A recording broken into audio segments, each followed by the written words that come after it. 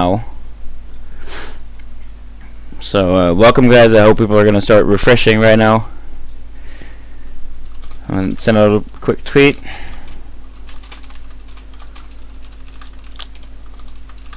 Don't you hate it when you have 1,000 viewers but they're not refreshing? Sorry, what'd you say? So don't you hate it when you have 1,000 viewers but they're just not refreshing? I know, right? Just staring at the splash screen. Watch my ads. Feed my dog, please. Whoa, everyone can listen to the VOD, I say. What? What's that mean? Okay. I think let me just go to my dashboard real quick. I think we're all good. Fear Dragon already hosting us with 5 viewers. Wow, 5 people idly watching Fear Dragon. Okay. It's cult. Okay, so sorry, what? That he's a little cult. It's cult, yeah. Wait. So guys, welcome to the Run By, which is a new show, something that I hope to bring back occasionally. I have 3 guests with me here today, so you guys can all introduce yourself if you want to. I assume you do. Hi guys, my name is Optimus, and I'm a Terran from the Netherlands. And a streamer. And yeah, mainly a streamer right He's now. a professional streamer. I've got a sub button. You really are a professional streamer. I'm Isaac Fox, probably better known as PANDABEARME. I'm a 3rd player. Playing for nobody. Just myself. Playing for yourself. Yeah, and pride. Independent man. I'm ZOMBIEGRUB. I'm a StarCraft caster. That's it.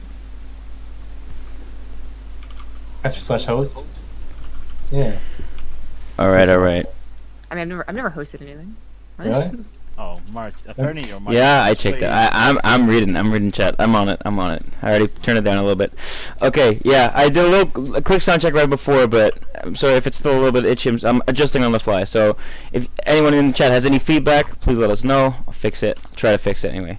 Either way, I guess we're gonna start with the first topic of the day, which is a little bit of an overview from WCS 2017. Most of us watched it in person or online or played in it, so it's gonna be real quick because most of the people watching have seen it anyway. So I just want to gather you guys' thoughts. You have anything that stood out?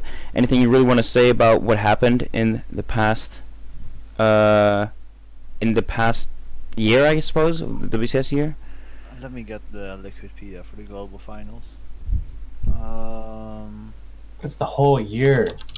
Just the whole anything that stands out. Anything that You can't stands just sum up a year. Yeah, you with can. one global finals, man. That's not what it's about. I think Austin was a pretty interesting event. It's kind of where Neve made his first splash really since Caspa Cup, right? Yes. Yeah, I mean it was the first WCS turn.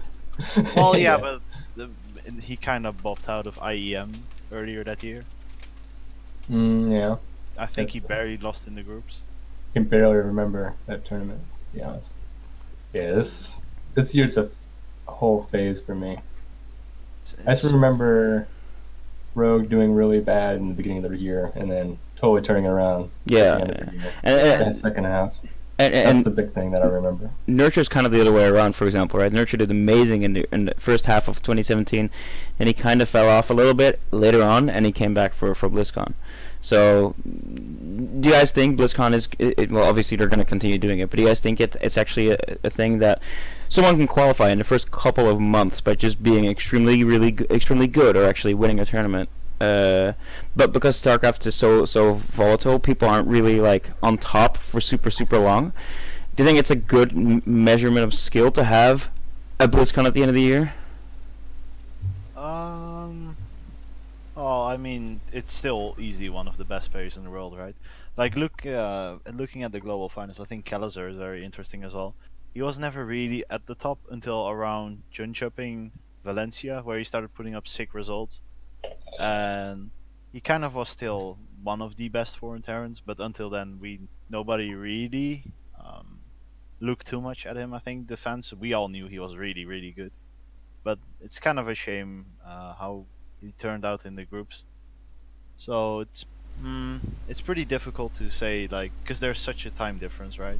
Yeah. Whether it's a good measure of skill, but I think since they're still one of the best people in the world, it's a decent measure of skill still. Okay. Okay. Yeah, their form might be off by the time it actually hits the finals, but I think they're always going to be like really good players, right? You know, Definitely. like they might happen to be slumping, but they're, you know, still really good. But Yeah. it's mostly the best people, like if not the best. So it's good enough. Yeah, I'm pretty happy with how the BlizzCons have turned out. I don't feel like there's been too many like, well, I don't know why or how this person has just come through. The only thing I can think of is like True last year. I think a lot of people hated that, and then True again this year was like still a bit of a question mark, but even he proved like he deserved to be there and taken out Innovation at least once. And Innovation clearly like one of the best players of the entire year. BlizzCon's still an absolutely like fantastic tournament to have at the end of the year. I mean, this is hypothetical. Of course, they're gonna have a tournament at BlizzCon, and but hypothetically, if they didn't have to, like, should we have a grand finals? Like, yeah, absolutely. Right. Okay. So nothing that apart from that really stood out. Nothing that you guys really want to speak your mind of in terms of in publicly, not just among friends or anything about BlizzCon. Obviously, it's a couple of weeks ago, so it's kind of people have had their time to think and talk about it. But still, because then we'll just move on to the next topic. I mean, I can't think of anything specific about. I mean, we talk about actual like BlizzCon,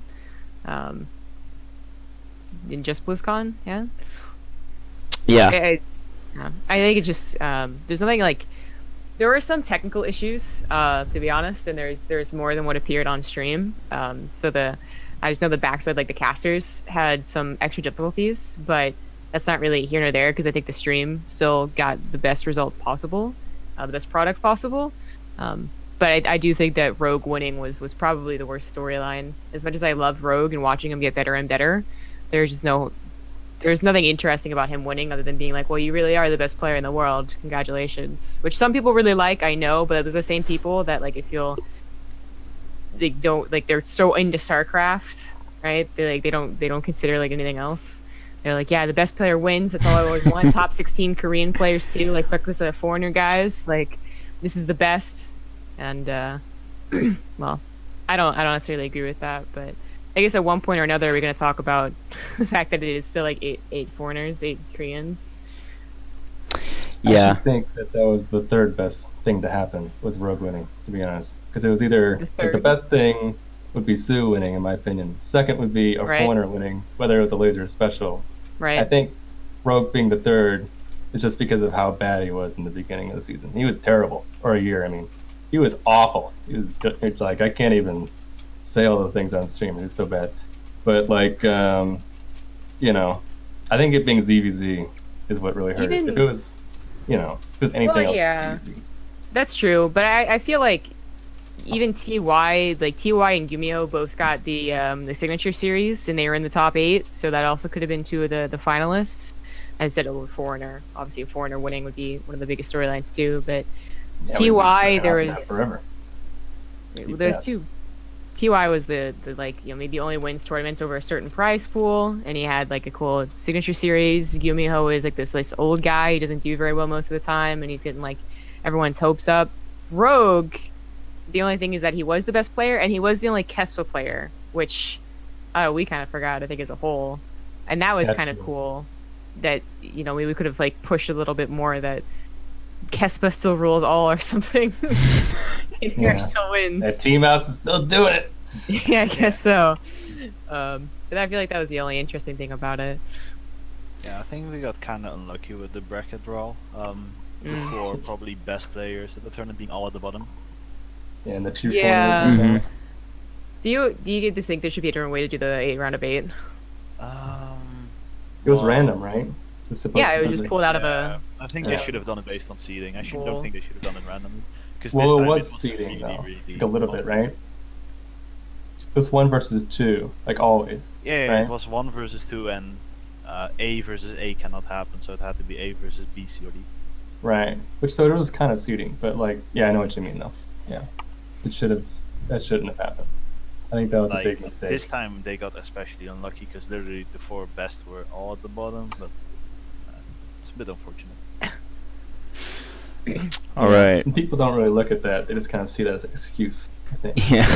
Yeah, it's like, oh yeah, that's why no one. So that's why Zerk is winning. Hey, Isaac. See the balance winning slipping through a little bit here. Right on. Slipping through the cracks. Time to move to the next topic, I suppose, right? Which is the seeding problems that we have had. Well, problems. Some people might describe them as problems, and other minor issues that we have had throughout the year, right? We've had.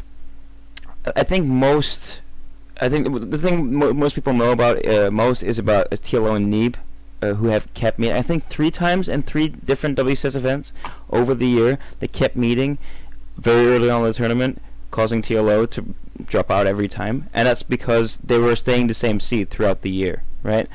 Should they randomize seeds or anything? Should they do anything to fix that? Is that just part of the tournaments? I think you already talked to him about it, right? But how they maybe should do is divide seeds into tiers. Like 1 through 16 is 4 tiers. So player 1 through 4 is tier 1, 5 through 8 is tier 2, 9 through 13 or 12 is tier 3, etc.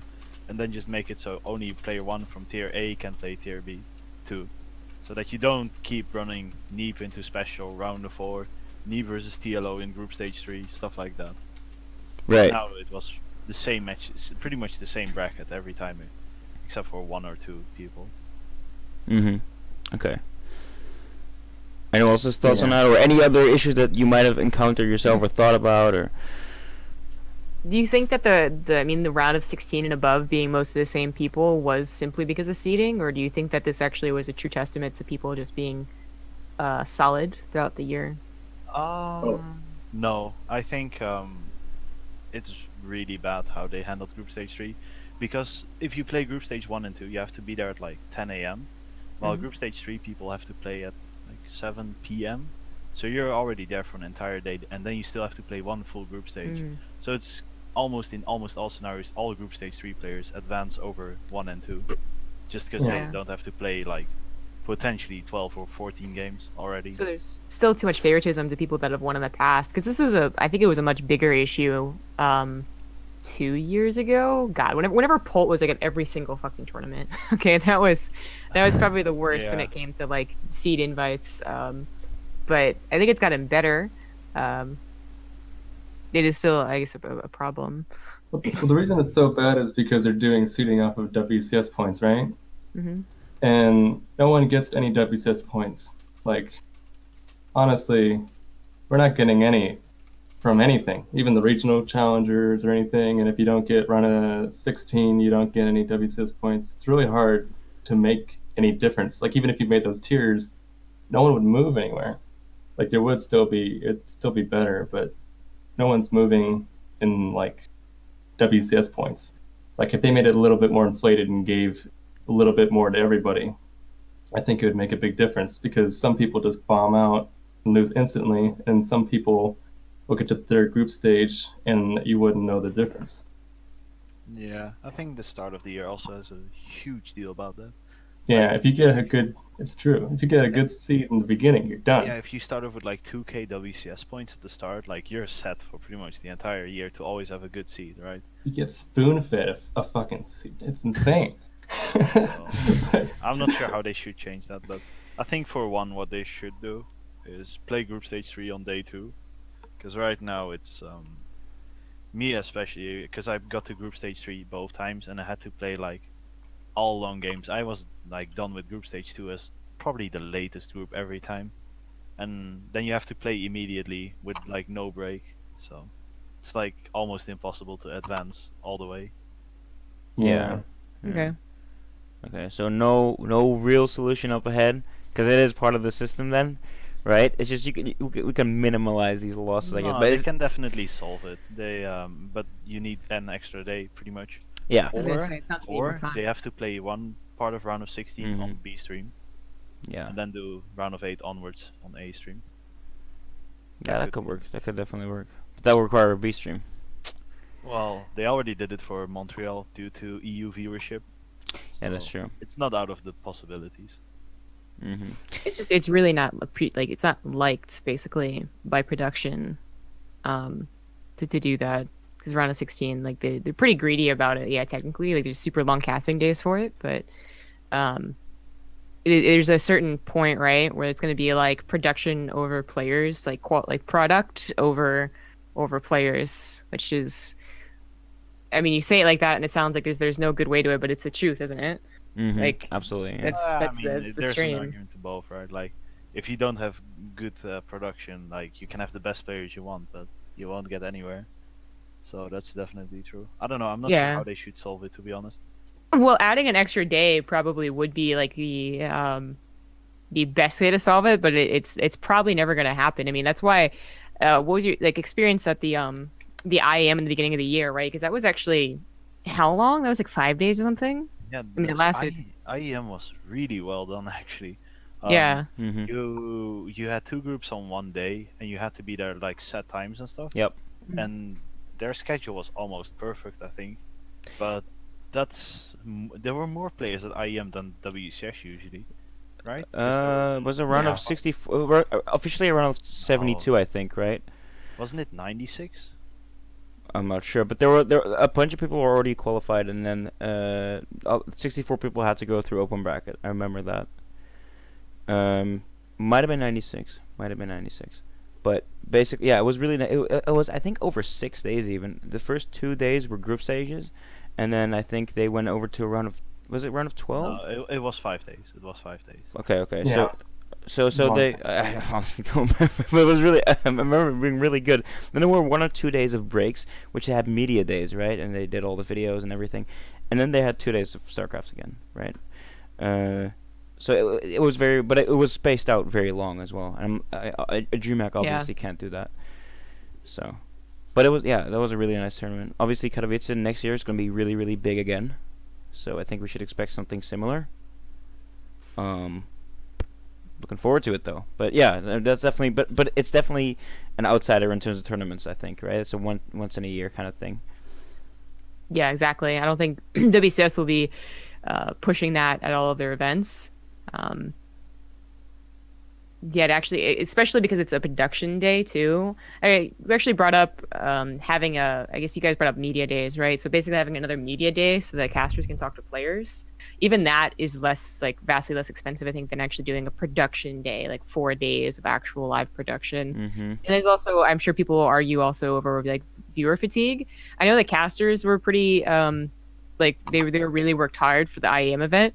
But obviously, like, we're willing to put up with that. But there might have also been like something about viewer fatigue. Like, I don't remember honestly the first couple of days of IEM. I remember the last 3 days because that's the weekend and I was paying attention, and that's like the big finale. But the first 2 days when everything is just getting set up, I'm kind of like, I didn't even watch this. Like, not so much. So it's vastly preferred by players, but it's really hard. It's like there's no actual like supreme balance of like player compensation and production, I guess, hype. Not yet, anyways. You're generally always going to hurt someone, right? In some way, I guess. And obviously, because if tournaments go on too long, either you risk kind of losing the story for a lot of the viewers, right? Because not everyone watches everything. And then if you have a tournament going on for 5-6 days. Yeah. It requires a lot of, I think, foresight on the actual tournament's part to keep the storylines like really like well fleshed out during these super long tournaments, because IEM wasn't even just that it was like 5 days, it was also like a different format as well in the beginning. Right, so they had to kind of compensate and drive the storyline even when things get a little murky. So I see that I don't see the seating issue being fixed necessarily, especially because, you know, it sounds like they're doing exactly the same WCS for next year as they did this year. I'm not sure what else they're planning on changing, other than maybe, I know Panda was talking about like redistributing points, like making it, I guess, less top heavy basically. I feel like something like that could actually be changed if they really thought it would be doing a lot of good. Yeah, just for sure. I mean, more points in general would be good. Just more. Just rewarding people for being in Challenger, like. I think I got 25 points for qualifying for Challenger. Isn't it just kind of insane? Which is like pretty much the same as getting top 32 at DreamHack, where you get no points for either. Like, Yeah. I don't know. I I'm mean, surprised actually, no one talks I think about I got 25 points. Like, literally means nothing. Like, Yeah, like someone qualifying and they so happen to lose first round, second round, or whatever, versus someone who didn't qualify at all. Because you wouldn't see much of a difference. That wouldn't make any difference unless like maybe they'll get a 15th seed in the next challenger and that guy gets 16th. That's the kind of difference that would make, but not in a WCS Premier event. It's like trash basically. Yeah, well, I mean, It's kind of weird. we're gonna have to see. I think they did not announce anything related to WCS yet, right? I mean, they were pretty late last year as well, so they might be around the same time this year. So yeah, they did say they weren't gonna extend 2018 and 2017 roughly the same, but they could make some minor changes, right? I wouldn't be surprised to just see 4 events just like this year and have it kind of be scheduled the same way. But again, I also wouldn't be surprised to see some minor tweaks here and there based on player feedback or viewer feedback, right? Yeah, the summit did happen. I assume that there is some decent conversations about exactly some of this. I don't think my group didn't specifically talk about this stuff. Okay, I think I can say that without getting in trouble. But yeah, they're definitely listening. And WCS is one of those things that can be very like the most powerful thing to talk to Blizzard about. Because I think that like if there's balance discussion, well, that was really hard to talk about because there's literally a balance patch that happened. There's actually one they even happened today. So as we talk about balance today, like it's going to be difficult to really guess how that's changed things. But WCS and changing that for next year, especially if it's slight changes, I would like to believe that Blizzard was actually paying attention and looking for changes. Yeah, for sure. So, I like to think so too. We're just gonna have to see. I mean, I guess we don't really have any information on that. They're just gonna release it. I think they released it did they release it in January or December last time? Actually, I can't remember because The rules? Yeah. in January. Just the entire rule book. system, yeah. And it's the system. I think it was December last year, but January might have been the year before that. Like they've been. Felt like way later to me. Yeah. I remember. I Well, remember because- the rulebook being especially late, right? Yeah, it's always Well, I know so what you meant. frustrating Yeah. because was like all March. the other esports in Blizzard get all of their stuff. Like I think Heroes like even already knows or some shit like already. Like they just they get it so much sooner than we do, so it feels so much later.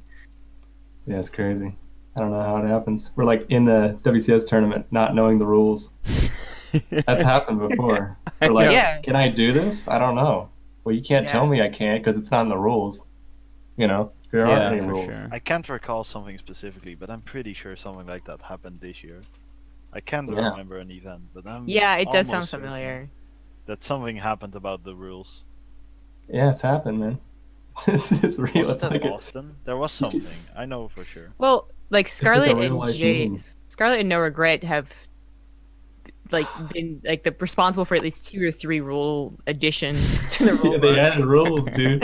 They added The rules to a clarifications. rule book that might not even have been there. Like I Yeah. don't remember the timeline on that. I think they was at that point, but it like just came out and they added rules. That was ridiculous. Yeah. All right, so hopping over, I kind of segueing into this, right? We're going to talk about the event count because last year there were 4 official WCS events, and I'm not sure. They've had this system for a while now, but I mean, previously before Blizzard was kind of leading the entire WCS system, we had a lot of events going around. We had DreamHack, ESL did some stuff. There was a lot of stuff not led by Blizzard, I would say. You guys think this system is better, and especially for Optimus and PANDABEARME, I guess you guys are playing in as many tournaments as you can, right? From what I've heard from feedback from a couple players is that because there are so few official tournaments where you can really score big in terms of money and WCS points, that puts a lot of pressure on the shoulders of a lot of players. Because there's only a couple tournaments and they're spread out pretty far. Is that correct, or do you guys disagree with that? Yeah, pretty much. I mean, the only tournaments that were this year was WCS Austin, Jönköping, Valencia, Montreal, and IM, right? Am I missing any? Yeah, I think so. Austin, Well, Nation Wars too, but Montreal. that was before the WCS circuit. Yeah, Nation Wars wouldn't count. So, Yeah. well, compared to last year where you had WCS Spring, Summer, you have Winter too. No, that was the year before that on the Adept patch still. And then you had DreamHack Valencia, I believe Jönköping as well, Montreal and Austin. So you had like almost double the events, and IEM. So yeah, we've lost like 4 or 5 events this year. Yeah. So, but obviously that's from a lot of players' perspectives. That's not a good thing. But what could Blizzard do to alleviate that? Should they split up the events in smaller but more tournaments, or is there anything you guys could suggest or think of that might improve your quality of, I guess, life? Not really quality of life, but I'm not sure, because on one hand, like, they did make the prize pool pretty sick. Getting paid already for round of 32 1K is like, absolutely it's really good for every event too. Yeah, so there's that as well on the flip side. But on the other hand, I'm not sure how they should change it. It creates less storylines having 4 WCS events, and no side tournaments pretty much besides Challenger, which does have to some extent a storyline, but not the ones that it had before. Right? No one really cares about those. Yeah, it's like, well, no, but it's kind of true though. Like, oh yeah, Sarah won like 3 Challenger ones. Like, okay, that's nice. It's like those are Europeans. Yeah. No one really cares. I don't know if it really gets rid of storylines. It might just burn people out. I think it's better for the players, worse for the viewers probably, but not necessarily for the storyline thing. I think it's just, it feels a little bit less meaningful, and then it's like same old people in their mind, and I don't know. It's hard to make everything exciting. Yeah, exactly. It is hard to make everything exciting, because I think there definitely been talks to push Challenger to be more of its own tournaments, as opposed to just leading up to a more important tournament. But it is really difficult. Plus, basically the organization behind it too. ESL, the studios in Europe, ESL studios were the ones doing all of it instead of any studio in NA. So that was always like really weird. It just felt like it was just something that they had to do. And there's not really anything you can really push for storylines, because then you take away from the main ones if you just take too many storylines. I mean, too many tournaments. I liked the amount of stuff we had this year. I feel like 1 or 2 more tournaments that were miscellaneous basically would have been nice. Open, miscellaneous, maybe region locked, maybe not, but something that doesn't exactly award DPCS points but awards money would have been cool.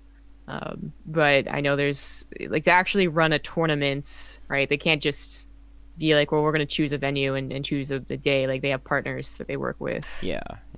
And trying to get new partners, that was difficult. And it's very, very difficult to get to have like a non-Blizzard party running any tournament, because there's a lot of rules bound to it as well, right? I think they sharpened them up even last year. But basically what it comes down to is you have to adhere to a certain amount of rules if you want to be able to give out WCS points or give out a certain amount of prize pool or whatever, which is difficult to do if you're a standalone company that has pretty much no support from Blizzard or no so it would pretty much all come from Blizzard, unless obviously you have something like a WESG, which is just hosted by a massive company which have massive ideas about their visions about their esports tournaments, right? But apart from that, there's just not a lot of it's just not very easy to just start up a tournament like, I guess we're just going to host a tournament that's going to give out X amount of WCS points. It's going to be very hard. Yeah. Right? Yeah, there's also so much, I should say, but there's just so much to be done, even if someone does want to work with Blizzard, I guess. Yeah. And I don't think it's a secret, so I don't think I'm in trouble for this. That secret, Blizzard's kind of an old company in a lot of ways. Like, if you ever sign any contracts with them, they still a lot of the times force you to scan and send it over, as opposed to electronic signatures, which most people do nowadays. They're improving, but a lot of the ways they're very old and such very slow. It feels like working around red tape a lot of the times, because they're this huge company that has so many other things going on. Yeah. That I think also it's hard to be an X or Y company and actually make your way in there, because of course their focus is on WCS and their tournaments. So to even get approval via Blizzard has been difficult to do. or could be difficult to do. Absolutely. Yeah, for sure. So, just to cap this off, I guess then, do you guys think the 4 tournament system that we have right now for WCS, or the system they have over in Korea, just both, I guess we can discuss both, is okay? Should they diversify it a little bit more? Should they change things up for next year? Obviously, it's likely not going to happen, but should they? Or do you guys like this? Because there's, again, I guess to recap, there's 4 tournaments, but they do pay out very far, and the prize pools in general are big for every tournament that gets hosted, right? So that's true, but if you cannot make 1 or 2 of the tournaments and then you underperform in one, you're done for basically.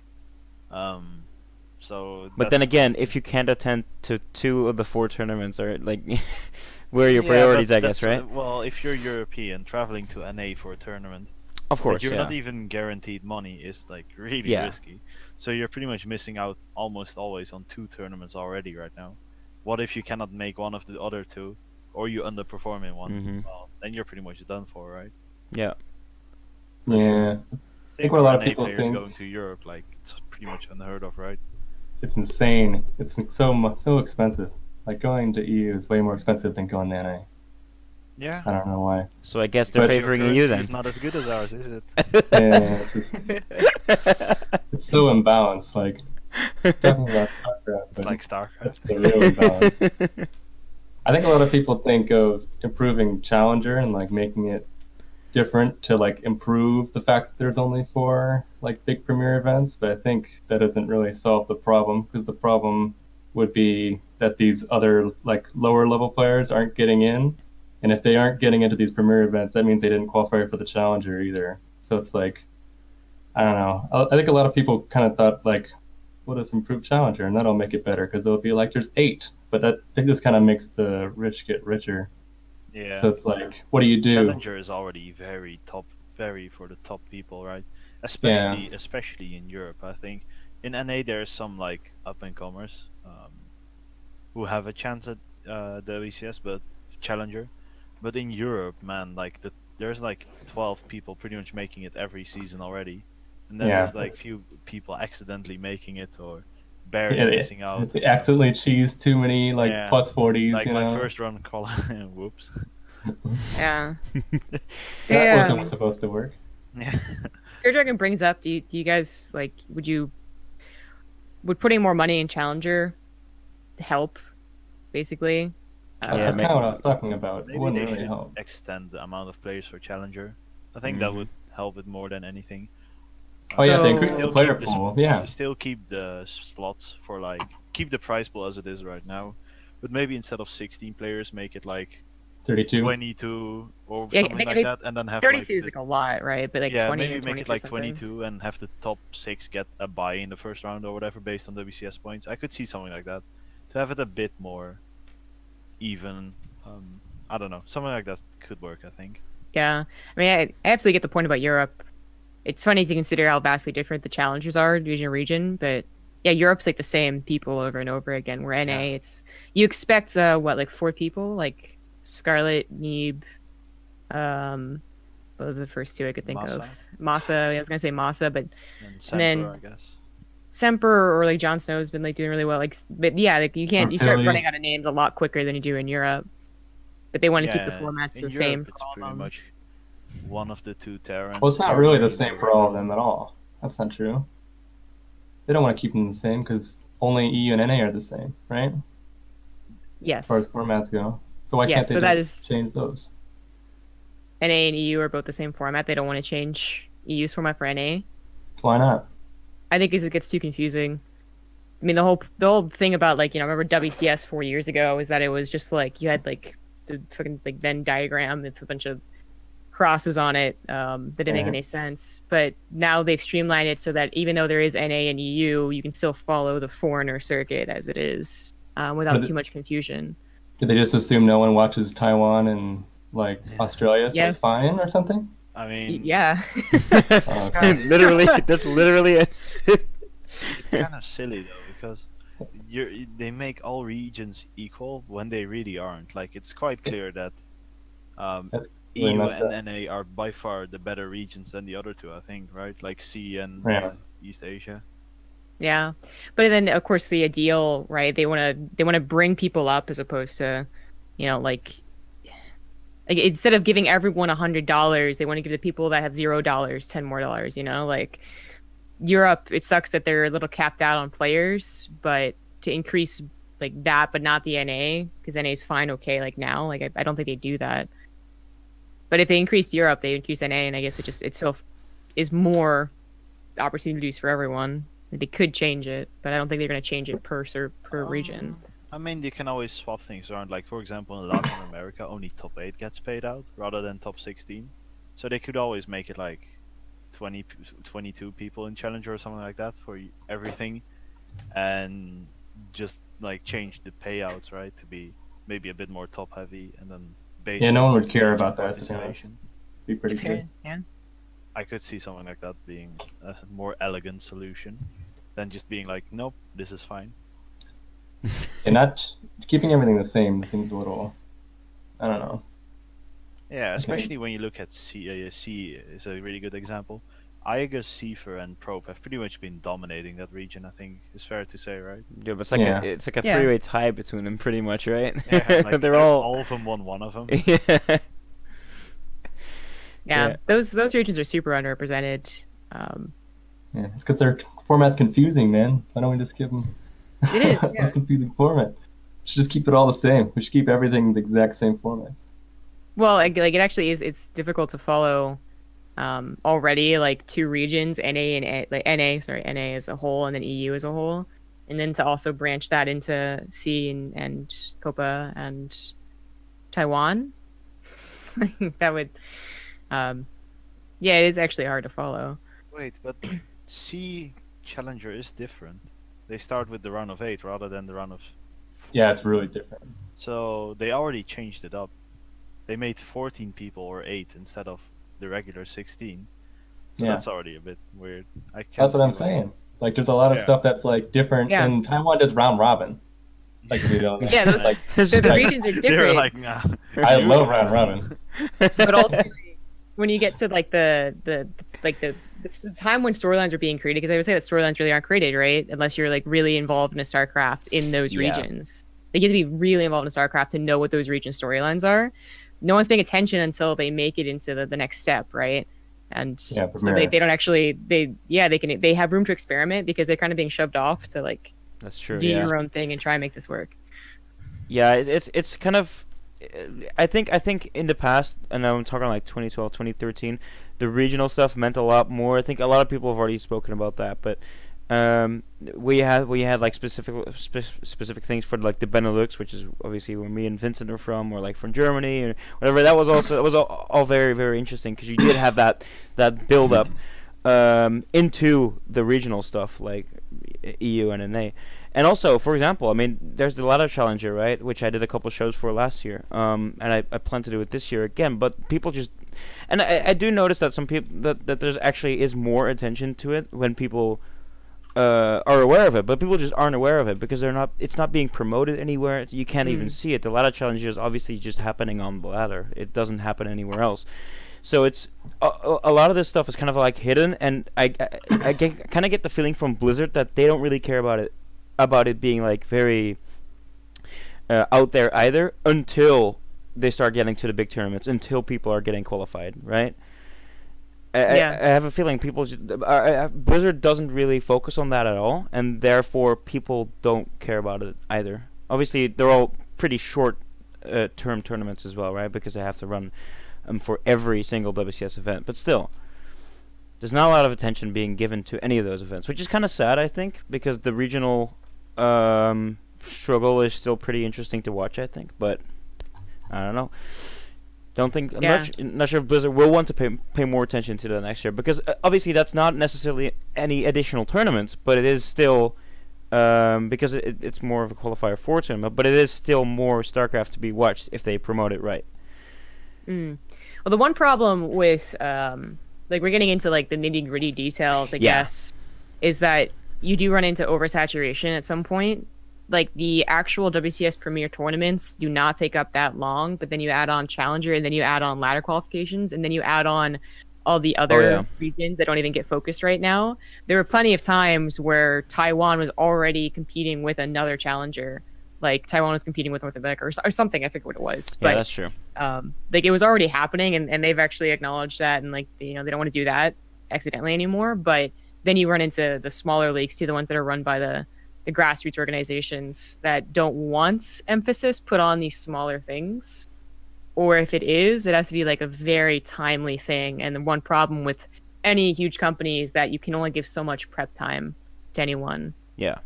A month is like a good start, but it's usually not a month. Right. Yeah. No, that's true, and that's actually that's a perfect way to get into the next topic, which is the war chest. Because that got announced this year at Valencia. It was really hype when it got announced, all the skins, everything, and they were gonna crush it easily, and they did. But personally, I went to BlizzCon and I was like, okay, so I was kind of expecting them to release a little bit more info about where exactly the war chest stuff is going. Total Biscuit obviously is getting part of it to spend on his tournament series, StarCraft Kings, which is awesome. And then again, I do think Optimus has something to say about that. But apart from that, I think. Whoa. Does he? Maybe. No, it's up to him. no, I mean, we just. I had a talk with Mart about it. I think it's a bit a weird decision. I think that best of one just went from 250, which was already pretty much what every pro would participate in, right? 250 best of one, and then they just doubled it up like to 500. I think there was more potential to other tournament organizers like Base Rate or Wardy, for example. I think they could have done a lot more. It's a bit of a missed potential, I think. I'm pretty sure every player ever thinks that. Like, Yeah, right. Like it that's was a not big waste. that's not taking shots or anything. I think that's just Yeah, no, Interesting. obviously not. missed Obviously not. potential. huge Right, yeah. waste. Yeah. That's a bit more edgy. There you go. It's not something I really thought about, but I think I totally understand now that I've heard someone even complain about it. Because initially you see like extra money going into something that's already a cool tournament, but when you really think about it, it's going into an invite-only tournament. You know, TV is crew, it like sends out invites to people that can join, and then it is only one game for a lot of these people, and since it's mixed as well, you know, Korean and Europe and NA, it's like cross server as well as, you know, always Koreans being good. Like it doesn't actually spread the wealth out that much. It just adds on top of people who are already getting the wealth. Yeah, it's. I think it's more of a hype thing, but Yeah. I guess for a lot of the Yeah. viewers, whereas it's a lot of money for very like But that high is, risk. I mean, that is the other thing though, is that it was already hype. I don't think adding more money Exactly. made it more hype. Yeah. Yeah, Yeah, no one said, I want more money. This isn't I hype don't enough. think any player was like, you know, this best of one, $250. I'm not gonna play in that. Like nobody would do that, right? Because in most online cups, you get like maybe 10 or 20 for like 5 best of 3s, right?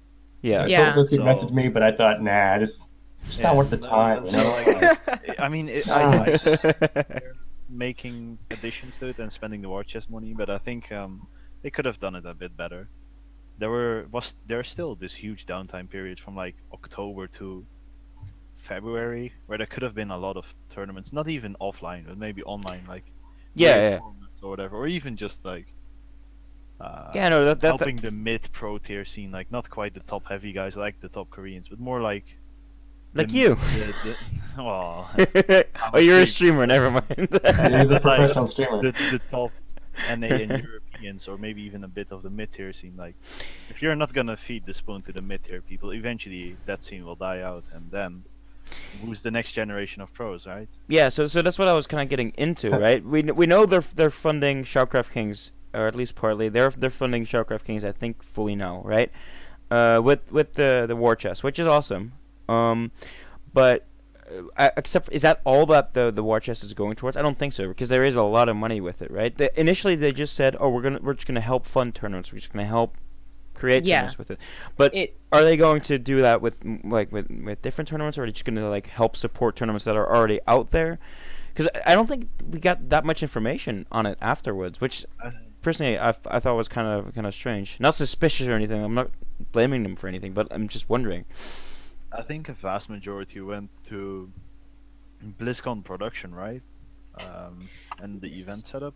If I recall, they said something like that, that the vast majority would go towards Yeah. that Okay. and Yeah. increasing the prize pool.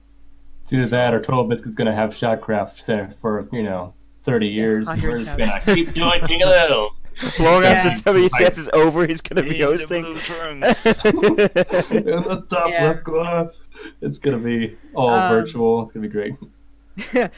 Yeah, they were very vague about what they're gonna do with it, right? I was surprised that Total Biscuit was even allowed, I guess, to say it as fast as he did, because it felt like immediately after War Chest did well, it was like right to Shoutcraft, and I thought they would be a little more, I guess, like in the shadows about what they're gonna do with it, because the way they worded it was that it would go to WCS production, which is a lot of different stuff.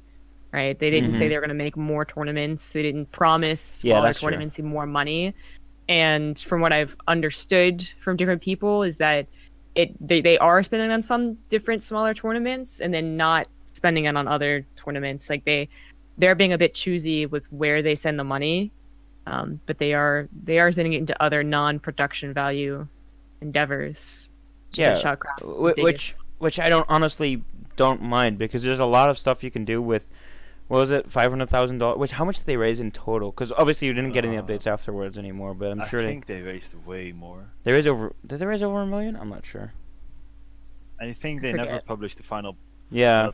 Like after what was it, like 2 weeks, they already hit the goal for BlizzCon, which was like 400k, and then there was still like what 3-4 months left of War Chest sales. With it even going, did it go on sale in the last month? Yeah, it was. On Yeah, sale. right. Okay, so they made. Okay, so they Either filled way, out. like They filled out the BlizzCon prize pool, which was 700k, right? So they added 200k to the prize pool, I think. There's no final stats on the War Chest site, so I can't really see. But that's just the point is that's a lot of money you can put in a lot of smaller grassroots stuff, right? Not just production, which is apparently not what they might be sending all the money to, right? So they can do a lot of stuff with that, but they're not being super transparent about exactly when and what they're putting it into, which they don't need to be, but it'd still be nice. What probably happened is that they didn't expect it to go this well, right? Like they obviously had their expectations, like sure it would be nice, but they probably got way over the expectations with the War Chest. That's what I think happened. So they're kind of like, well, what do we do now? Let's do this event. Let's just throw some money at TB and see what he can make happen. There's a lot of, I'm like trying to like dance around what I should and should not say, right? Dance monkey. I mean, nobody means anything offensive, right? Like no, it's not. There's a lot of reorganizing, I guess, that can happen at Blizzard at any given moment, right? So they actually, I think, still want to continue using this war chest money. Like they have ideas, but actually implementing them has been another big company, I think, process, right? Where there's just so many things to go through. So yeah, I agree. I think that they just didn't expect that much money to come in, and they have plans, but we don't really get to see the fruit of those plans. Yeah. Except because Shotcraft was so obvious about it. Yeah, that makes sense, to be honest.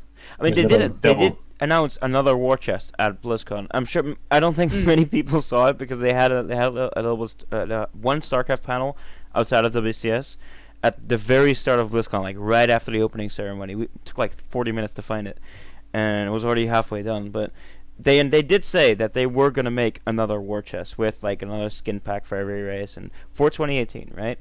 So they do want to continue doing this, and they do want to continue funding the StarCraft esports scene with community-driven stuff, right? Which is cool. So they do think that this is something worth doing, which is nice.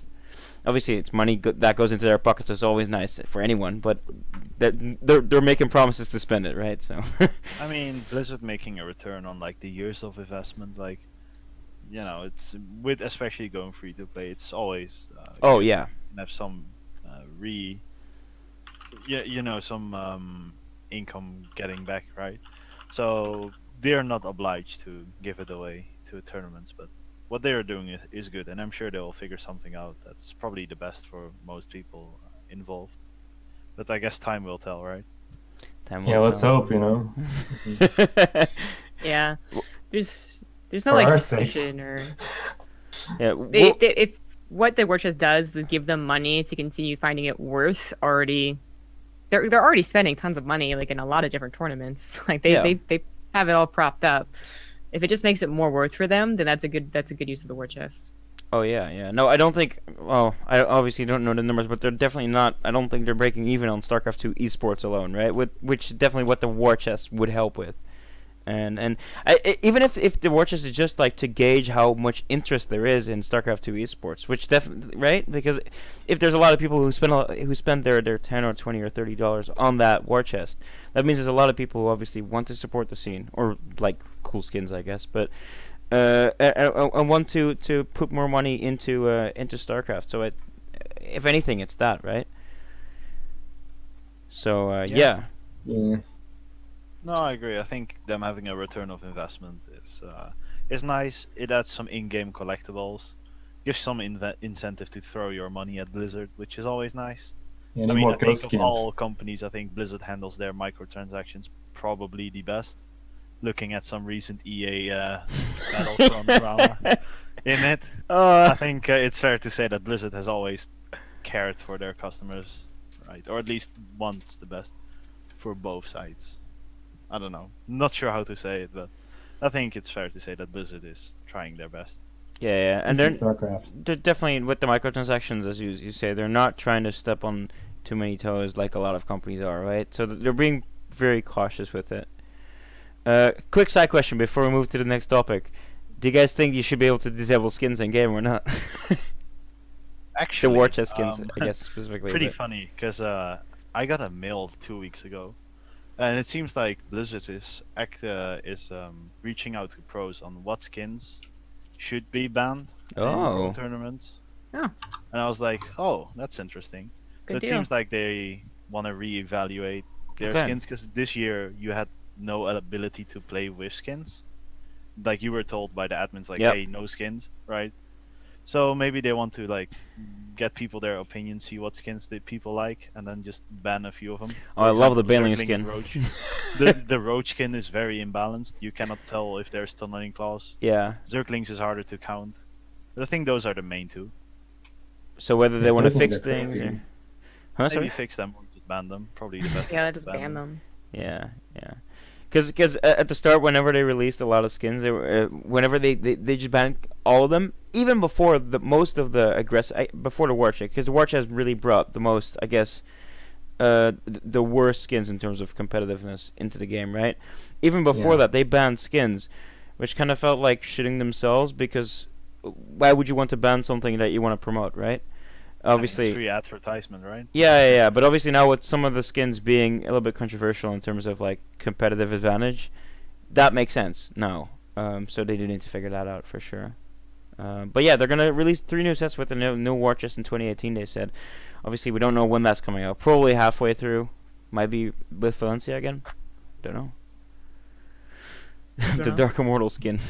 Please kill it. Okay, so the next, and this is actually by some players' request. What is the impact of the patch? And before we get into this, a little bit of a disclaimer. I'm in this chat with 3 Terran players, and I'm a Zerg player. So if it goes to balance winning. It's 2v2, 2 Zergs, 2 Terrans. Oh, never mind. We Yeah, can all- oh, we sorry. can Yeah, all yeah. 2 collectively Terrans. shit Yeah. on Protoss. Yeah, it's that's all true. fine. So Protoss, right? Outrage.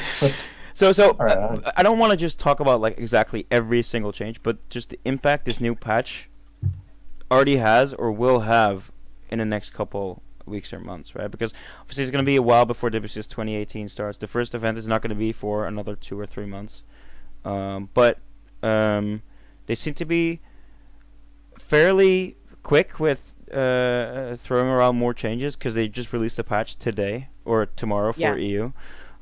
So that's fairly quick, right? That's within like 2 or 3 weeks of the initial patch, Yeah. which is a lot quicker than they have been in the past. So yeah, discuss. It's pretty difficult. It's pretty broken. They need to change it. I mean, How politically correct do we have to be? Not at all. I don't think you have to be at all. Well, I mean, I don't know. I've already talked about this so much when streaming. It's just that I think not they like you really can't. messed up TVZ. Mech became so good that it's like pretty much broken right now, like way too good. Then they made Bio like so much weaker in comparison, nerf after nerf. So now Mech is like super broken. And TVP, well, nice meme. Rip. Press F to pay respects. No, but so yeah, obviously there are some glaring balance changes that they're trying to fix. Obviously they might get some right, they might not get all of them right. For example, the nerf to the Oracle is specifically, I guess, geared for TVP, right? Which will help a little bit, but might not. Yeah, it's not really the main problem though. Yeah, exactly. Like the Oracle is even, I would say, amongst like the pro Protosses that are still facing Terrans, if the Terrans actually show up. Like they're not even like opening Stargates that often. Like maybe if they want to get a quick and dirty cheese, they'll try it, but it's not about the Oracles anymore. It's about like Robo Twilight, fast third base, double forge, chrono boost the fuck out of it, and then win. Yeah, that's how most of my games have been as well. Like, you'll see the odd guy go for Proxy Stargate, and like, yeah, it will be nice to play and not auto lose 2 SCVs to an Oracle, right? I think they nailed the Oracle change, to be honest. It's what I've been asking for ages, like, just talking among people, like, hey, what do you think they should change the Oracle? 3-shotting SCVs would be sick. And then they did it. I was like, wow, I'm such a genius, but man, they really missed the nail on the head. Like, big brain. They completely hit the hammer on the other end of the room. With this one. Like Robo Twilight is.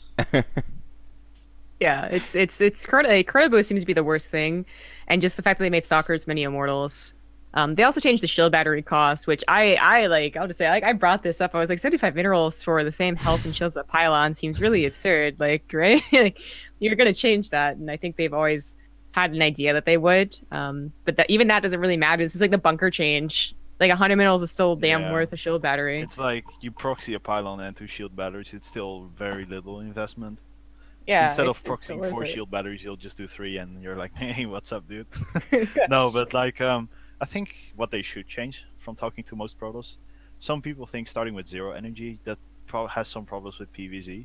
What if they made pylons next to the Nexus have like a different power field, like purple or something like that, so it's quite clear for the warp ins too? Because when I was off racing Protoss, it was never really clear which pylon gave you the faster warp in, and then they just make it so you can only play shield batteries in those power fields. Something like that would probably solve all of the problems. So they're literally only defensive. Yeah, because you're a shield genius. batteries are good defensive, but they're not broken defensively. Yeah. They're broken offensively when there's 2 Void Rays flying in and not dying at all.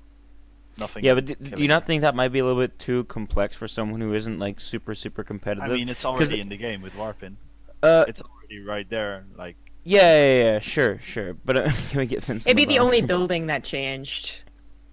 Yeah. Like he's got a point. Like they actually, that was a huge issue with the slow fast warp-ins with the units. Like they were really scared of that, and people got used to it. And maybe people get used to shield batteries too. I mean, but you'll lose one game or like take one game to figure it out. I don't know. I think there are way more there are complex things in this game than. Of course, yeah. You can have exceptions, right? It just depends on how far Blizzard wants to go on with how many things they want to do. But if it's one complex thing and it fixes like the entire race, it's essentially the same as when in Wings of Liberty, when Queens were still super fast off creep. It just made them a defensive unit, right? With just a simple change.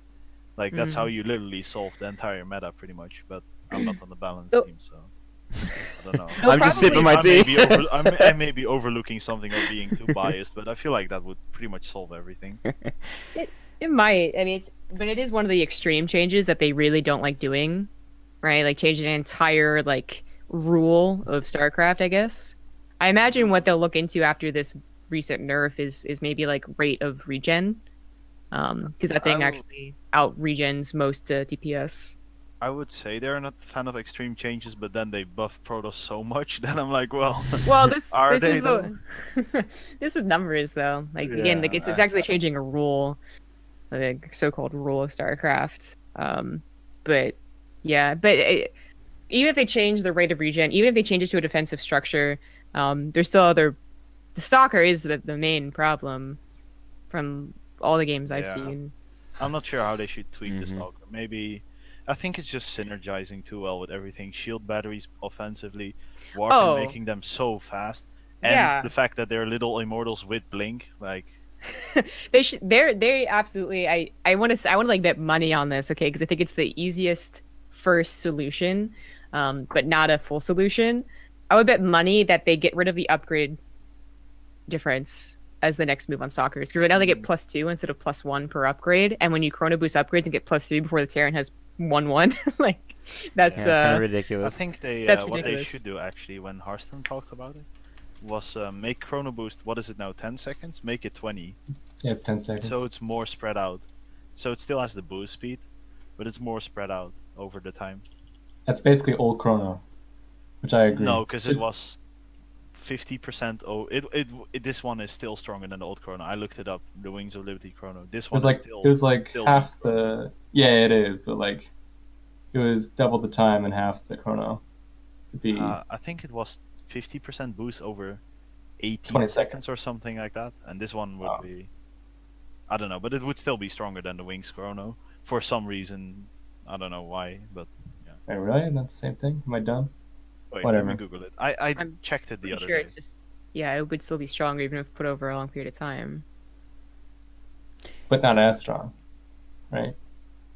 Yeah, That would Alright. be a slight nerf to it. Chrono was 20 seconds, 25 energy, and it was 50% boost. So the new one would be 20 seconds and still 100% boost. So it will still be twice as fast than the old Chrono. Not sure why. Wait, what? Wasn't that They just both are better? 20. So this one is literally 4 times as good as the Wings of Liberty Chrono. Feels good, man.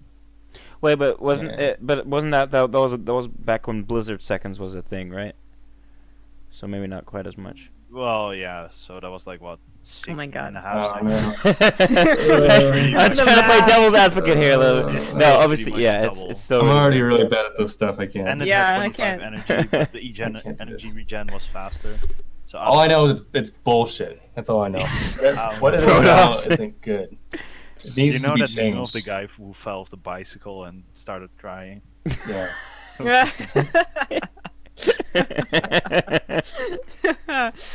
Yeah, that'll be changed too. I know it's like they changed, continuing on, I guess, from just like anti-Protoss, right? They changed Infestors can no longer cast Fungal Growth while burrowed, which I didn't actually think was game breaking, but I think is huge quality of life stuff for the Terran player. Oh yeah, definitely. Yeah, I yeah. It's a think they- lot. It's a lot harder for the Zerg player if they have to do that. I think. And I didn't get that. I didn't get that change. Uh I oh. don't- Uh No, that's like Isaac's like that was one of the final changes that killed Yeah. Bio, I think, in TVZ. That and the Hydra Bane buff. It was just too much, right? Too much. So it was at a the lot same time. better with the Like slow. Ultras and Broodlords were already very strong against Bio. Like they completely stopped Bio until so you had to transition. And then they were like, well, let's just buff the shit out of mid game as well with Hydra Bane and Infestors. I don't know. And now Yeah. they were like, well, shit. Terran is doing weak. Let's just make Mech be broken. Yeah, but like, I just want it to be a root again. Now that I don't have to burrow my stuff. Like, do we just go back? Was it really bad before? Because I felt like it was With okay. rooting? Yeah, when Oh, it was God, just no. a root. I think it I was. felt like it was fine. I think it just was poor gameplay. Like you cannot really prevent it. I mean, everything in Protoss is poor gameplay. Like, we can't fix everything. but, That's. but like, I don't know, man. Like, just the slow, it just feels too. I actually think this fungal is better than the old one though. You I think didn't so? like it. I stopped 'Cause using them actually. What happens is when you get slowed so much, like it doesn't matter. Your units are dead. Like two baning. Yeah, roll they're in, basically or- dead anyways. Yeah. So they're dead, and now it hits more units than it did before. So more units die when they get fungal, pretty much. There's some odd scenarios out there that they don't die because of a medevac picking up, but in general, Yeah, picking up I is the think- big change. Yeah. Being able to ability out of a fungal is the biggest Yeah. change. Yeah, for sure. So I guess it allows for more plays, more counter plays against it. I guess that's a big argument. To Like, have I can't against move out of root. storms. Like, everything's dead by the time I move out. You know. Yeah, like, it should be that's the true. same. That's true, but storms are an entirely different beast. Like, let's not even go there. Like I click, but they're already dead. Like I'm not clicking anything anymore. Hey, We need to do get you Nurcho remember- on if we're talking about storms. Hey, Isaac, do you remember when people were like, nah, the new Disruptor is gonna be awful? Yeah, Oh. yeah, I remember that. It's Yeah, ridiculous. I remember. Now one drops in your middle line, boom, insta kill, gets out of there. I remember. They're yeah. Disruptor changed. I think. I would just say in a good way. It just changed. It's a different unit now, but I don't know if it's worse or better.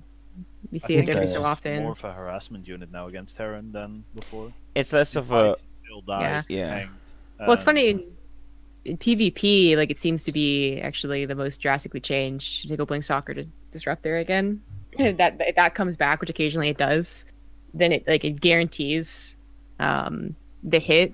It's harder to blink out of and keep blinking out of because the cooldown is so low. But I don't know. PvP is a different beast. They have no Protoss players here. Yeah. From what don't I see it heard, so often. PvP is a proper clown fiesta, though. PvP it feels really strong when you go Lurker and they go Disruptor, so it still has like a role. But I feel like there's like two really good things versus Lurker right now, and like Disruptor being so good is kind of a problem if that's going to be like an actual style Blizzard wants people to use. But besides that, it seems okay. I don't know. Yeah, it's see how the Disruptor goes, I guess. But Terran also got a bunch of changes.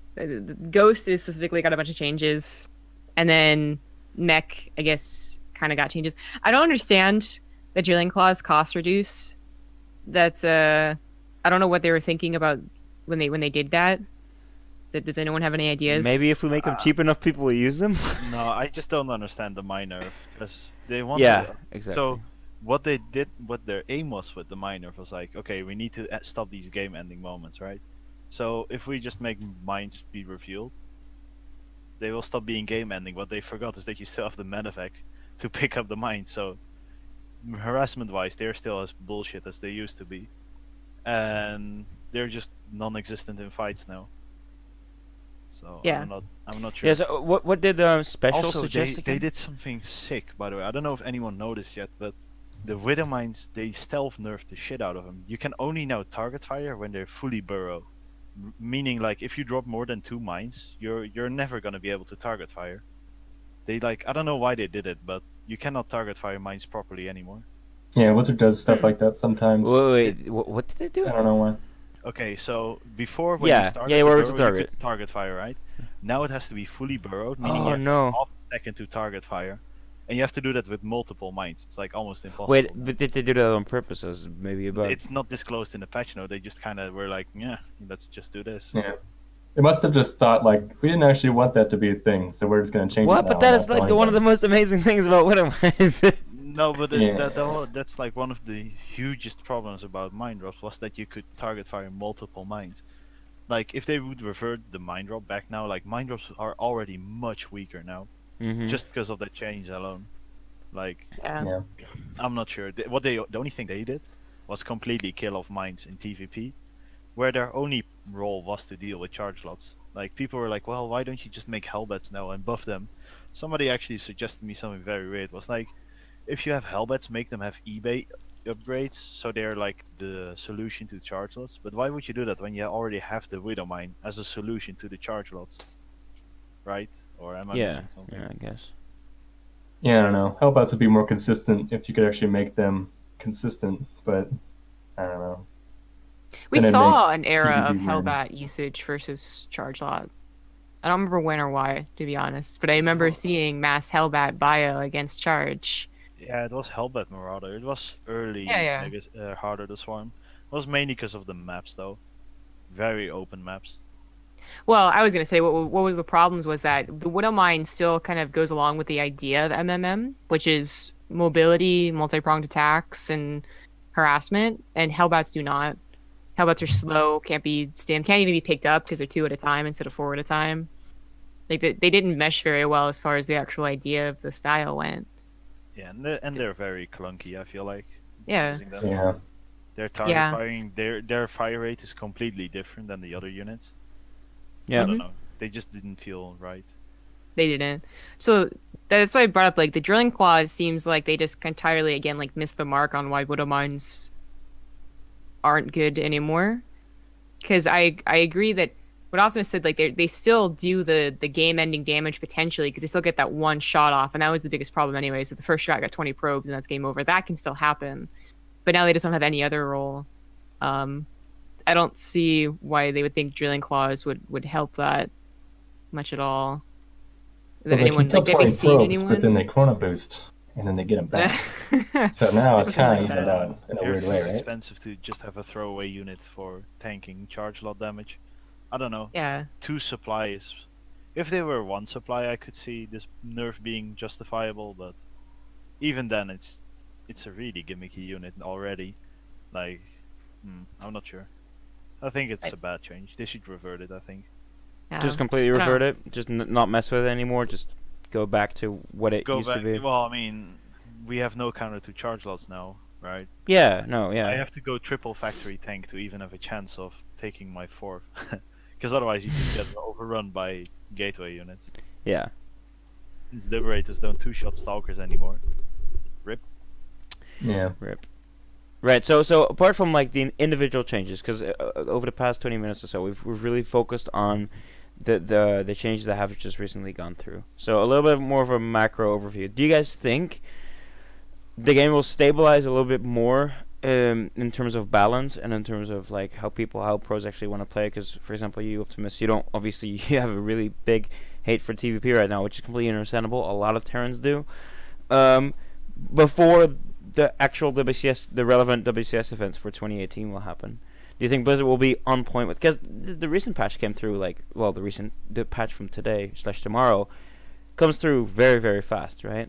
Obviously, that might not fix all the issues, but still. I mean, realistically, they only have to do 1 or 2 changes to completely make it the best balanced matchup it's ever been, I think.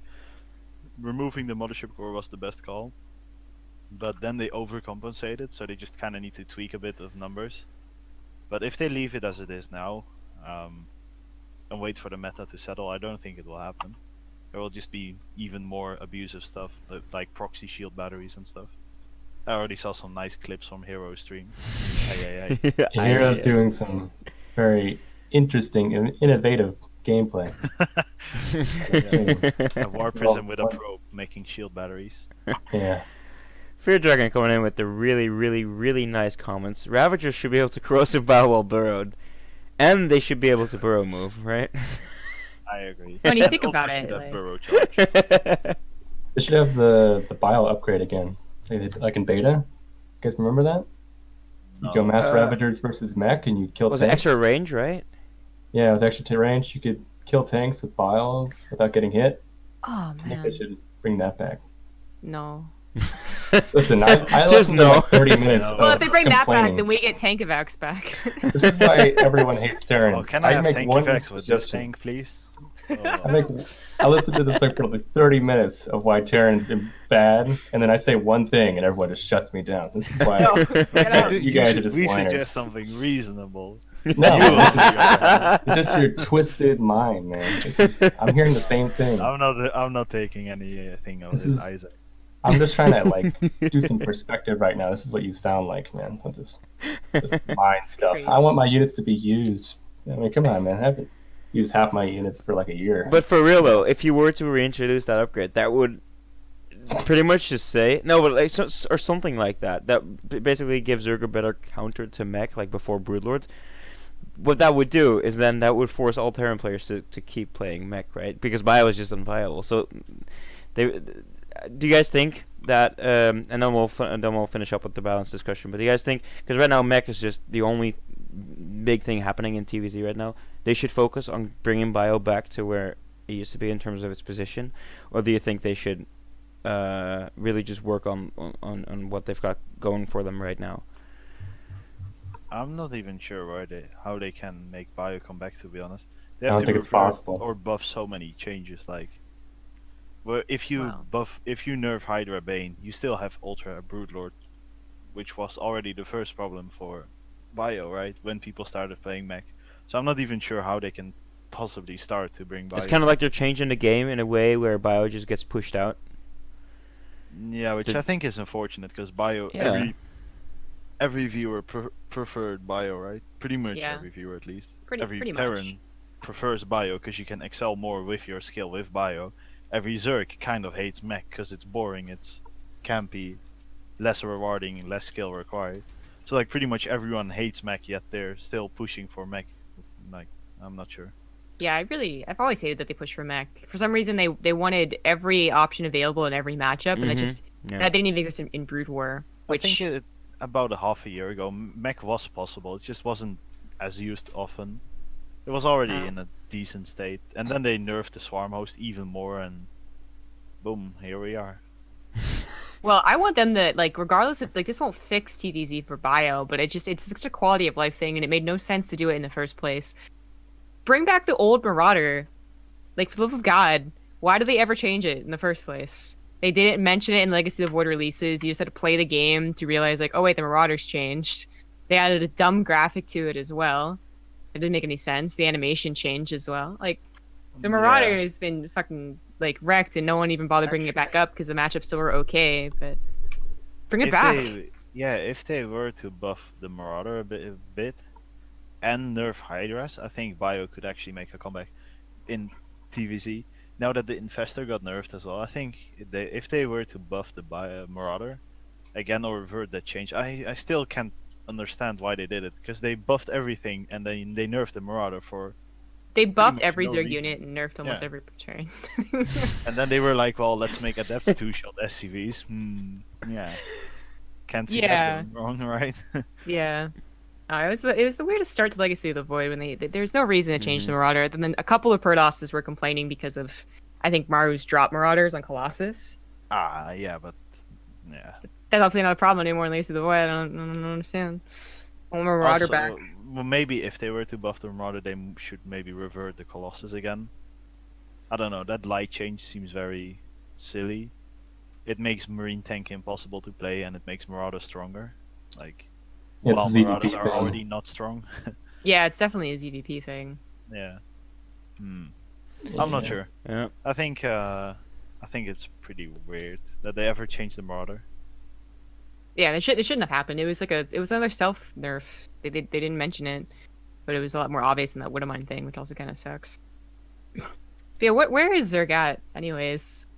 I've seen vastly different opinions from Zerg and Prodosses about whose race is having more trouble. No one knows what they're beats doing. Terran beats Zerg, and Zerg beats Protoss, right? Yeah, but I don't think Zerg beats Protoss as consistently as Protoss beats Terran, though. Yeah, it's not really a rock, paper, scissors thing. It's just Protoss beats Terran, and then and then the rest is kind of in the air. Yeah, it's like who's better, or, you know. No, I think initially Zerg seemed really, really, really, really good in ZVP, right? But I think that's kind of a little bit, I don't want to say equalized now, but it's kind of been brought down. It's not as bad as people initially thought. Obviously, I haven't been playing too much myself recently, so I don't know the details, which is what I've heard from different people. But yeah, I mean, I guess they didn't change that many things that impact ZVP in the patch that came out today/tomorrow, right? So not today, no. So that means that Blizzard seems to want to look at that for a little bit longer. Before they make any definitive changes to that matchup, I guess. I don't know. I'm pretty sure that some Terrans sent a balance team a letter about the Marauder, and they were like, "We'll continue monitoring it." Oh, that's the standard response, isn't it? I'm not expecting any drastic change for TVP for the next month, which means that probably I'll take a break along with almost all foreign Terrans pretty much right now. Wait, which? Yeah. Since there is like nothing to play in, and ladder is, if you auto lose a game because one unit killed 3 workers and you're already behind, and he has the stronger army and stronger upgrades and stronger late game.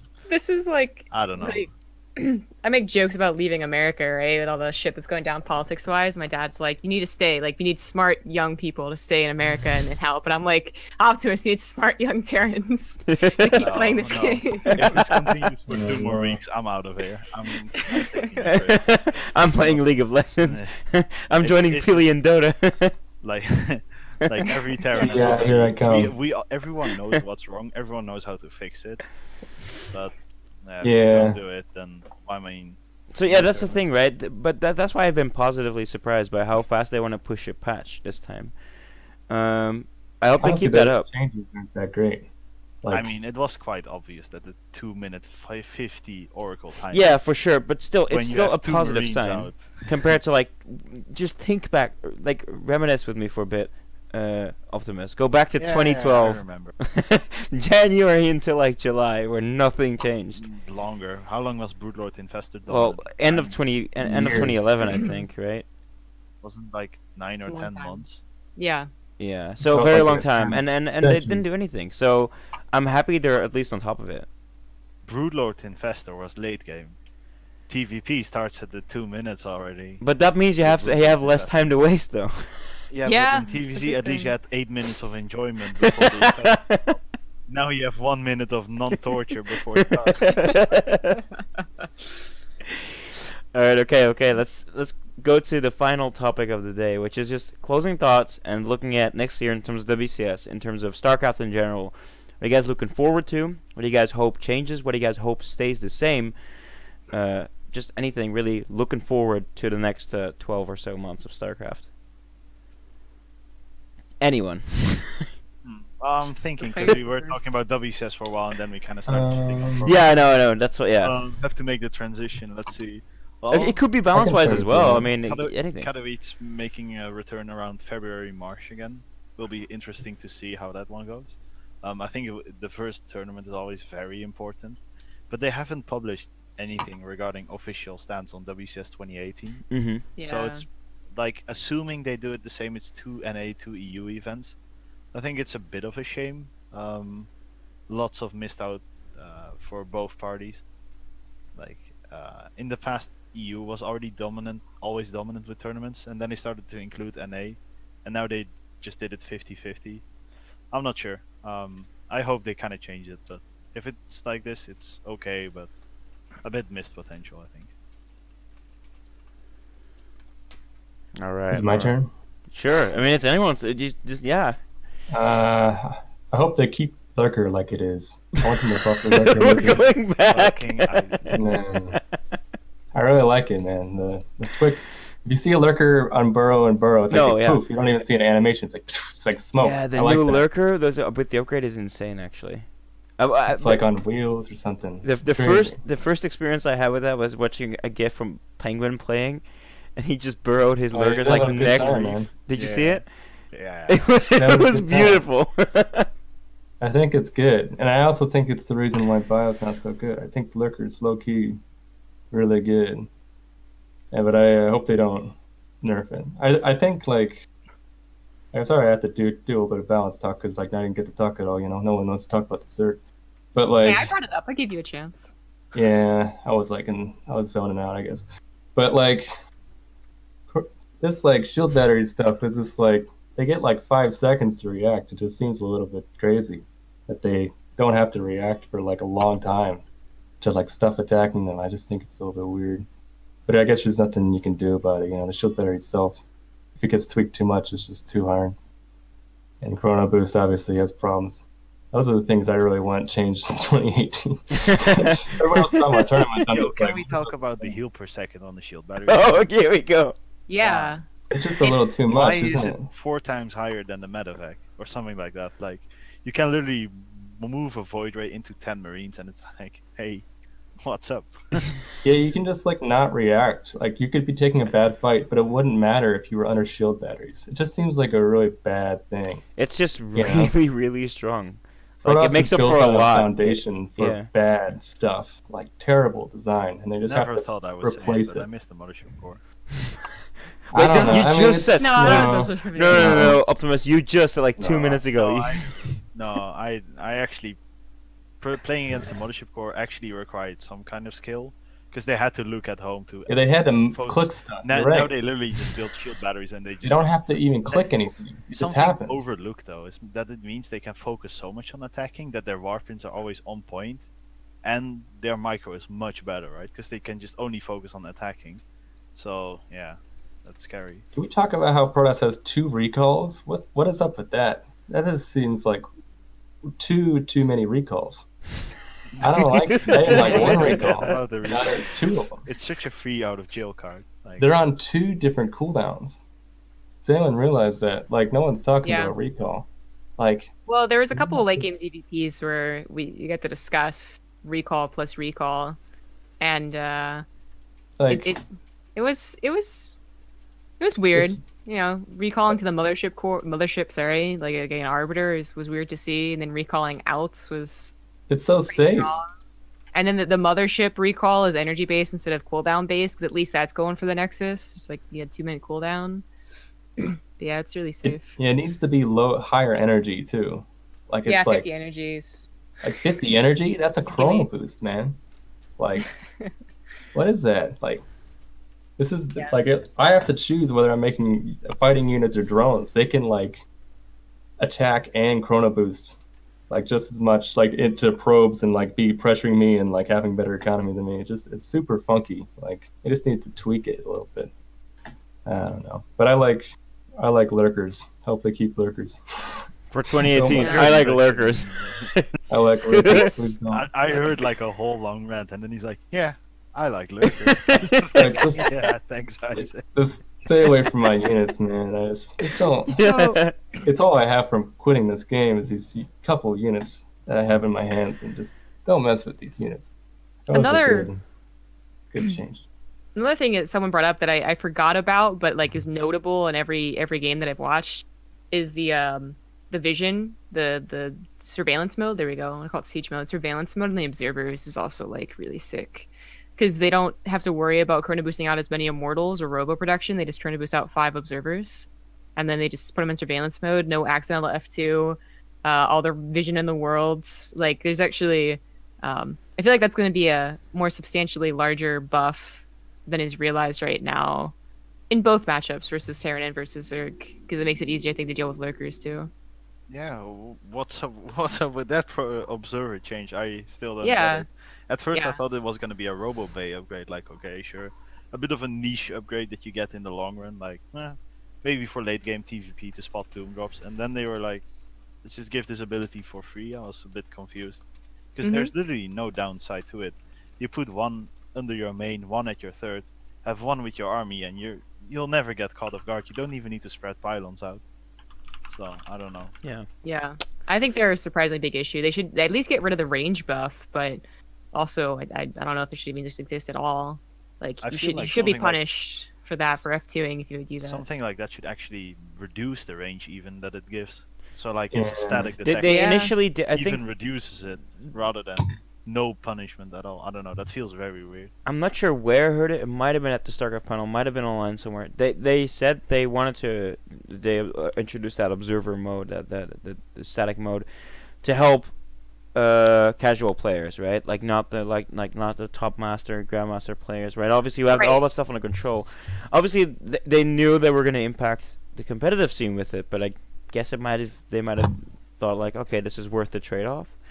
Because they didn't. I guess they didn't. My point is they didn't make it with a competitive scene in mind. I guess, right? I don't think that was their primary goal with the change, anyway. It didn't As a- sound that way when they described it, but it obviously has.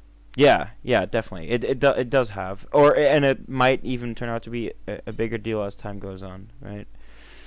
So yeah, As a casual F2er myself, I love this change. I think it's Yeah, think you it's got as overseer significant change, for Zerg, too. though.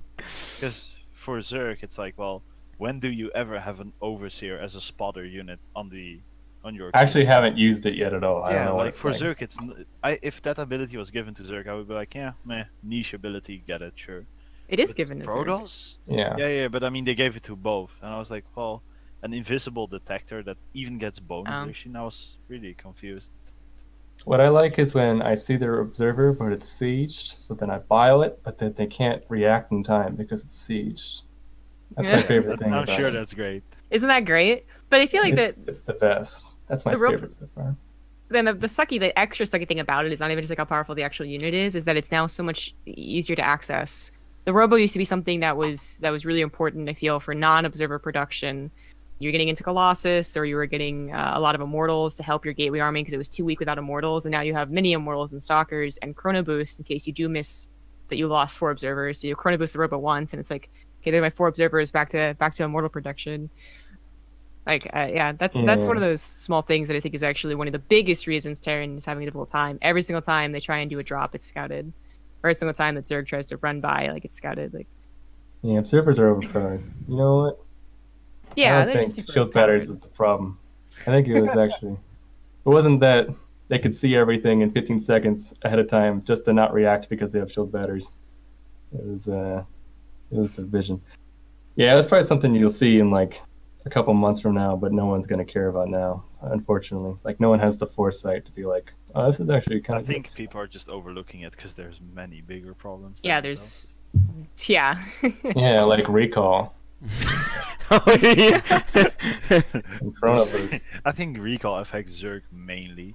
Like, I had a game Yeah. where some guy just walked in with the stalkers into my main. I was like, haha, you're a trap. Oh. Oh. There's actually no risk. Well, I Yeah. guess I just lost all my SCVs for free. Yeah, so, okay, so I do want to move away from the balance talk a little bit because the show wasn't meant to be there for that, but that's fine. It spawned some healthy discussion. Honestly, I think Katz did a show purely on the patch 2 days ago or something, right? I haven't seen it yet, but he had sort of and a couple others on there. It was pretty interesting as well. Either way, so if any of you guys have any final thoughts about WCS itself, so All right. oh right. This is the hopes and prayers for next year. That's what we brought up. Yeah, That yeah, was a pretty much. warm-up. So anything. Everything else is warm up. Yeah, any just as a closer, what would you want to see change or stay the same in 2018 for StarCraft 2 for it to be Right. successful? And Panda said that he wanted lurkers to stay the same. Lurkers, please. Just like the burrow thing specifically. Oh yeah. No, Yeah. Panda, you're fine. You can stick to your lurker guns. That's okay. Yeah. For me, I obviously, like, balance being fixed is like general goodness, but more specifically with WCS, I definitely want to see, as I said, 2 more like non-WCS events. So like WSG again is great. That's a lot of money that's being sent around, even at the most like prestigious tournament. And then another thing. So I know we have the Winter Olympics to look forward to. That IEM, yeah. that's like 2 weeks before or something like that. That's going to be interesting to see how it's even done, because we have no knowledge about what is happening with it. Might get some info on that. Rulebook. Might get some info when we get briefed about WCS, right? When they come out with all that stuff, which might not be for another month or so, but I guess that's how it is. Might do another show then when we get all the info. It could be a lot more useful because then we actually know what the players and teams and everything is working with. Yeah. So Optimus, you have anything on the outside of the patch you would like to see change or stay the same next year? Maybe something for you. We touched on it already earlier, right? Like, it would be a shame to see it go the same route, but I'm pretty sure they will just stick to 4 events and IEM. Yeah. I don't know. Yeah, I mean, you're gonna have to compensate somewhere as Blizzard, right? You can't have a lot of events and have them pay out very well and have them across the entire world, right? Just because it's better for players. I think making Challenger more accessible, especially in Europe and NA, would probably solve all of it, if not most of it. I think. You have a lot of things that solve everything. Like accessible how? It's all in here. No, but like, when you think about it, right? Like, Challenger is essentially an extra tournament. Yeah, If they were for sure. to, it's an online tournament with No, good exactly, prize yeah. pool. If they were Yeah. to make it slightly more accessible to the European and NA players, which are by far the stronger regions of the 4, 5, 6, right? Who knows, Antarctica? man? There's so Antarctica? many. D, There's probably a round robin going in India right now. LATAM, and EU. Yeah, 6. So 2 of the 6 regions are by far stronger. So Yeah. if they were to change something about that, that would be great. Okay. I think that's it for anything about WCS. I would like to give you guys all the opportunity to do a shout out or to promote yourself or anything you want to do. I'll start with you, PANDABEARME. Yeah, please follow me on Twitter. Oh god, I need it, man. These Twitter followers, it's rough out here. You know, you're just trying to do memes and no one cares. It's at PANDABEARME SE2. It's literally all I got going for me. You know, And people- lurkers. You have lurkers as well. Yeah, lurkers for now. I mean, God knows when that'll have to change. Yeah, like, these teams, they ask me, like, do you have any results? And I'm like, no, I don't even, I barely make Challenger. So it's like, yeah, what do I got? I got these Twitter followers, and there's really not that many. I'm going to be honest with you. It's looking bad these days. I think I went down recently. So, yeah, I mean, that's all I got. So if you could help me raise that number to get my $20 a week or whatever people are paying these days, that'd be great. And look for me in brackets. Just control off my name, and if I'm not there, then you shouldn't watch that tournament because obviously it wasn't good enough. That's what I think. But that's pretty much all I gotta say. Yeah, go lurkers. All right, Zombie Grub. Follow me on Twitter at ZG Gaming and on Twitch ZOMBIEGRUB. Streaming a lot more lately, so appreciate the follow. Let the Optimus. shilling begin. Oh, here we go. Well, shout out to my team, Dead Pixels. Of course, standard. And I've been streaming a lot more recently. Mainly been focusing on that the last few months. So if you haven't already, don't worry. Come check out my stream 5 days a week usually. Unless Protoss gets to me, then it's 4 or 3. Or 2. Maybe 2. No. But That's yeah, reasonable. there we go. That's it. That's And it. my Twitter, of course, DPixOptimus. D-Pix I Optimus. mean, he needs it too, man. Please, players. We're hurting out here. If you want, Give them all. if you want some Alright. photos of shield battery rushes. Oh yeah, Vincent. By the way, yeah, you guys should, like, if you follow Vincent on Twitter, you guys get to, like, it doesn't happen that often, but when you do, there's some golden memes on his Twitter feed sometimes. Sometimes. Sometimes. Rarely though. Yeah. And then he asks But everyone for once favorites as well, but it still. Once in a while, I hit the gem of like 150 likes. Like hey at StarCraft, I think. I found a bug that Terran is no longer playable. I think it was one of my best ones yet. So that was a good meme. All right. Okay. So, yeah. Thank you guys for coming on. Thanks everyone for watching. I hope to do these shows more often. Not necessarily about WCS 2017 or balance or anything specific. Just whenever something that is interesting comes up that I can bundle together, I'll try to get some interesting guests for it and get it going. So thank you guys for watching. The show will be available on YouTube and everything if you want to watch it back. Again, I want to thank the guests for coming on, and I think that's it. So, see you. Hey. Bye bye.